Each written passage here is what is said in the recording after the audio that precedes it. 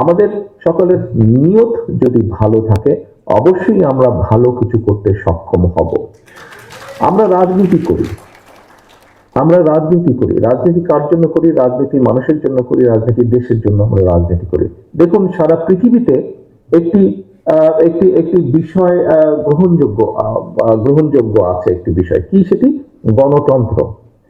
দুঃখজনক ভাবে হলো বাংলাদেশে গণতন্ত্র চলার পথে বহু সময় বাধাগ্রস্ত হয়েছে। এই গণতন্ত্র যে চলার পথটি বিভিন্নভাবে বাধাগ্রস্ত হয়েছে।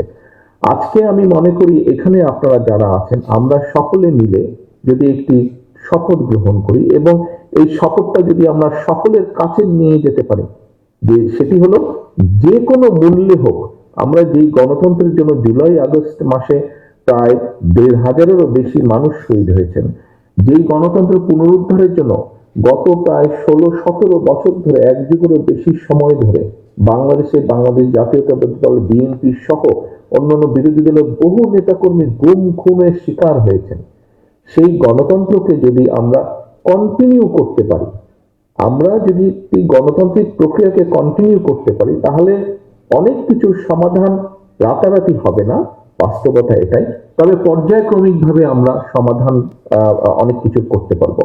আজকে আমরা বিগত যে স্বৈরাচারের পলাতক যে স্বৈরাচার, তার সময় আমরা একটি জিনিস দেখেছি, এটা বাংলাদেশের ছোট বড়, শিক্ষিত অল্প শিক্ষিত অর্ধশিক্ষিত সব ধরনের মানুষ কিন্তু একটি বিষয় আমরা রিয়েলাইজ করেছিলাম, কোনো অ্যাকাউন্টেবিলিটি ছিল না দেশে, কোনো দেশের কোনো জায়গায় কোনো অ্যাকাউন্টেবিলিটি ছিল না, এবং সেজন্যই গুম খুন, সেজন্যই অর্থ পাচার, দেশের মানুষের সম্পদ পাচার, সেই জন্য এইসব মেগা প্রজেক্টের নামে কি হয়েছে আমরা দেখেছি।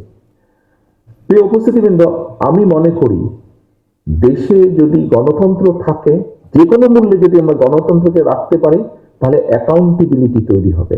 অ্যাকাউন্টেবিলিটি অর্থাৎ জবাবদিহিতা তৈরি করতে হবে, এবং আমাদেরকে সেই জবাবদিহিতা তৈরি করতে হবে। সরকারকে, যারা নির্বাচিত হিসাবে সরকারের দায়িত্ব থাকবে, তাদেরকে আমাদের এমন একটা পর্যায়ে নিয়ে যেতে হবে তারা যাতে জনগণকে ভয় পায়, যাতে তাদের মাথার মধ্যে থাকে যে হ্যাঁ, কাল বাদে পরশু আমাকে জনগণের সামনে যেতে হবে, জবাব দিতে হবে জনগণকে। তখনই কিন্তু জিনিসগুলো আস্তে আস্তে সঠিক পথে চলা শুরু করবে। আপনাদেরকে সজাগ থাকতে হবে, আপনাদেরকে অত্যন্ত সতর্ক থাকতে হবে। সামনে আমি বারে বারে বলেছি, গত ৩ মাস ধরে বলছি, স্বৈরাচার পালিয়ে গিয়েছে, কথা ঠিক, স্বৈরাচার পালিয়ে যাবার পরে মাথাটা গিয়েছে, লেজ কিন্তু রয়ে গিয়েছে, এবং লেজগুলা কিন্তু বদমাশি শুরু করেছে। কারণ কম বেশি সবকিছু মিলিয়ে মানুষ এতটুকু বিশ্বাস করেছে বিএনপির কাছে গণতন্ত্র, বাক ব্যক্তি স্বাধীনতা, এগুলো নিরাপদ বিএনপির কাছে। সেজন্যই কিন্তু বিএনপি সরকার পরিচালনা করলে হয়তো অনেক কিছু করতে পারবে না, কিন্তু কিছুটা হলো বেটার কিছু করতে পারবে বিএনপি। এইটুক বিশ্বাস মানুষের মধ্যে আছে বলেই কিন্তু মানুষ বিএনপির দিকে তাকিয়ে আছে। একটি কথা মনে রাখবেন, আপনাদের দিকে দেশ তাকিয়ে আছে, আপনাদের দিকে দেশের মানুষ তাকিয়ে আছে। কাজেই নিজেকে সেভাবে প্রস্তুত করতে হবে, মানুষের প্রত্যাশা অনুযায়ী নিজেকে প্রস্তুত করতে হবে, মানুষের চাওয়া অনুযায়ী নিজেকে তৈরি করতে হবে। আমাদেরকে যে কোনো মূল্যে গণতন্ত্রের পক্ষে দাঁড়াতে হবে, আমাদের প্রতিজ্ঞা নিতে হবে যে গণতন্ত্রটাকে আমাদেরকে চালু রাখতে হবে। মানুষ নির্ভয়ে, নির্দ্বিধায়, নিঃসংকোচে মানুষ যাবে ভোট কেন্দ্রে ভোট দিবে। সেটি যে শুধু সংসদ নির্বাচন নট দ্যাট, সেটি ইউনিয়ন পরিষদের নির্বাচন, সেটি উপজেলা পরিষদের নির্বাচন হলে, সেখানে পৌরসভার নির্বাচন হোক, জেলা পরিষদের নির্বাচন হোক, সেটি কোনো মসজিদ কমিটির নির্বাচন হোক, সেটি কোনো ক্লাবের নির্বাচন হোক, সেটি কোনো ট্রেড বডির নির্বাচন হোক, অর্থাৎ যেখানে যেটাই হোক নির্বাচন হোক, প্রত্যেকটা গণতান্ত্রিক প্রক্রিয়াতে হতে হবে।